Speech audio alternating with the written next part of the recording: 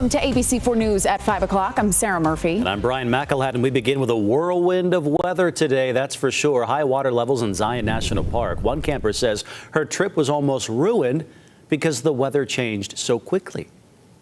And I was concerned because our camper is parked right next to the Virgin River.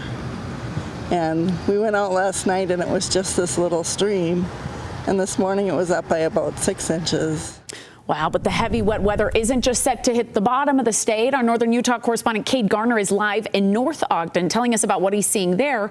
First, we're going to check in with Chief Meteorologist Alana Brophy for your forewarned weather forecast. Hey, Alana. Hi, friends. Heavy rain forewarned you that we would see active skies for your Tuesday, and that's what's coming to fruition. We know Zion had a flash flood warning until 12:45. Take a look, live view right now from our Ensign Peak camera. You're looking at a downpour, that rain shaft in the corner of your screen, really putting down heavy rain, and we knew that that would happen with the storms that developed. This is what I'm talking about. We know a portion of the Salt Lake Valley getting walloped. Let's jump down to southern Utah. This is what it looks like in Kanab, wet weather, and this is the area with a brand new flash flood warning. Let's take a look at our alerts because there's several of them in effect right now. That includes this area in south central Utah. This was just newly issued. They are in effect until 5:45, 6 o'clock, and 8:45. Now, LaSalle Junction up towards Grand County is impacted, but also Buckskin Gulch, Wire Pass, House Rock Valley Road, Wawweeb Creek, Big Water towards Lake Powell. These are all areas that are low-lying, and as we get heavy moisture,